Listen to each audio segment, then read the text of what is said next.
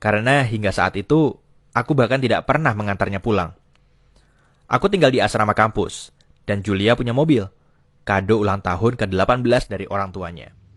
Jadi, aku tidak perlu mengantarnya pulang. Undangannya agak aneh bagiku. Tapi mungkin keluarga Julia sangat konservatif, dan mungkin dia perlu mengenalkanku kepada orang tuanya sebelum dia mulai bersikap seperti pacar sungguhan.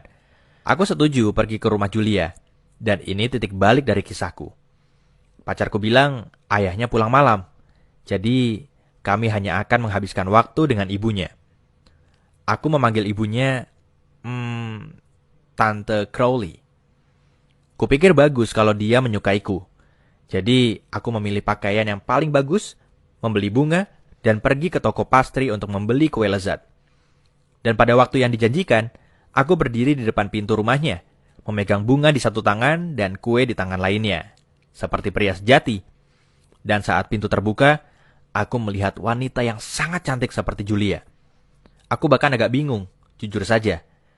Tante Crowley menyambutku dengan hangat, memelukku saat aku memperkenalkan diri, dan mempersilakanku masuk. Tidak ke ruang makan, tapi ke ruang tamu.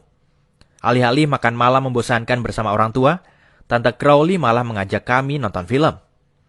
Ya, malam itu cukup menyenangkan.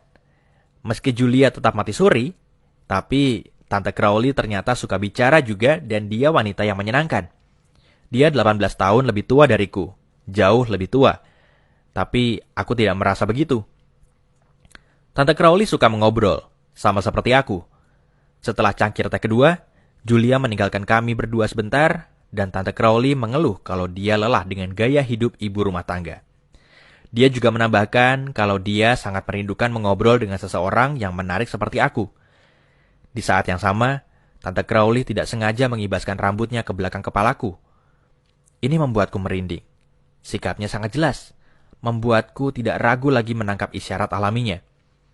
Aku bukan cuma keren, tapi juga peka. Sebelum Julia kembali, aku memberikan nomor ponselku kepada Tante Crowley, dan dia berbisik memintaku memanggilnya Natalie. Tapi tentu saja, tidak di depan Julia.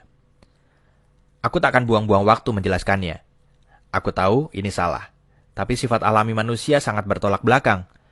Aku lelah dengan sikap tak acuh Julia, sedangkan ibunya sangat jelas tertarik kepadaku, itu memberiku semangat, dan dia pun sangat terbuka.